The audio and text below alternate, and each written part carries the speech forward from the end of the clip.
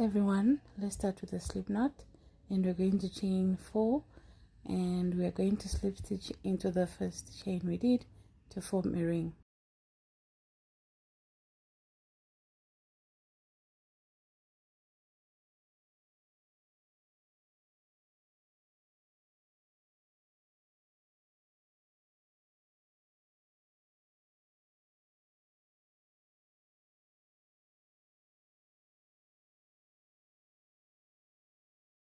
Next, we're going to chain 3, and those 3 chains we are doing here count as our first double crochet. So we are going to do a double crochet into the ring, yarn over, insert, pull through, yarn over, pull through 2, yarn over and pull through 2, and we're going to go ahead and do 11 double crochet, including those 3 chains we did at the beginning.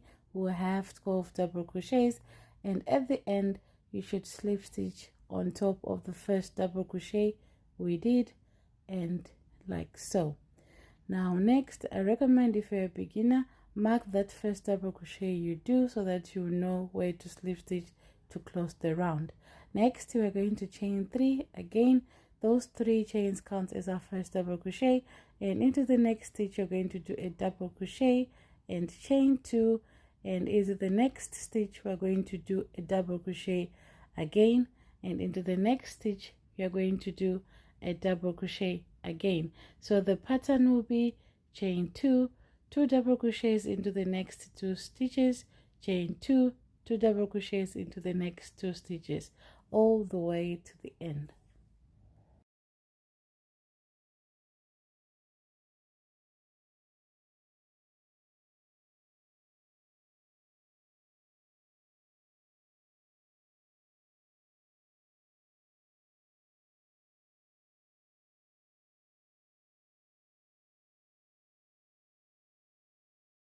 And at the end you should chain 2, and then you slip stitch on top of the first double crochet we did at the beginning of this round.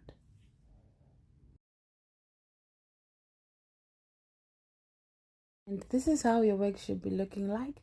I know it's curling up, but that's how it's supposed to be.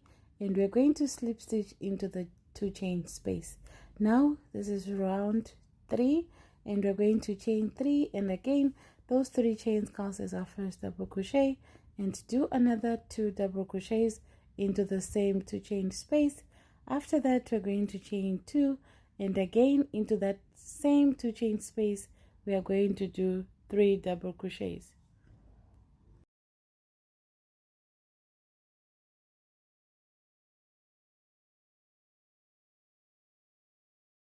When you are done, chain 1 and move to the next 2 chain space, insert 3 double crochets, chain 2, 3 double crochets, all into that 2 chain space. So that will be the pattern. Skip the next 2 double crochets of the previous round, and into the 2 chain space make 3 double crochets, chain 2, 3 double crochets, all the way to the end, and I'll meet you when I'm done.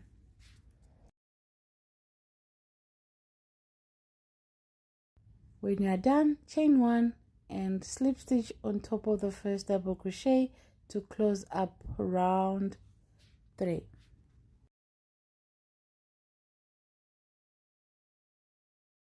Next, we're going to slip stitch into the following stitch, and we slip stitch into the 2 chain space, and then we are going to start another round. This round is going to be different, but we are going to start it the same way with a 3 chain and 3 double crochets into that 2 chain space, plus 2 chains, plus again 3 double crochets back into that 2 chain space. Now the difference with this round is that we'll be placing 3 double crochets in between our corners. That's the only difference. And also we will be chaining 1 before and after the corner. So here, as you can see, I've chained 1 and there's a gap there. In that gap we are going to place 3 double crochets. So whenever you encounter a gap between the corner, you know you have to place 3 double crochets. And when you are done placing your 3 double crochets, just chain 1 and continue with the pattern.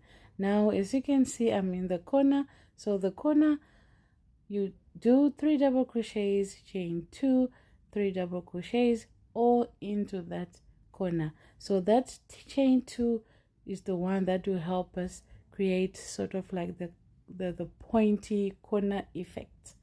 So that is why we have to chain 2. So that is the pattern for this round. So do this and I'll meet you at the end.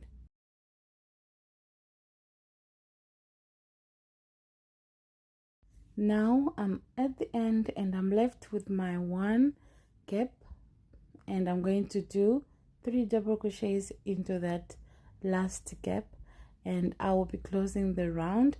So to close the round, just go ahead and chain 1, and then you slip stitch on top of the first double crochet we did at the beginning of this round. And that's how you do a hexagon. Simple, right?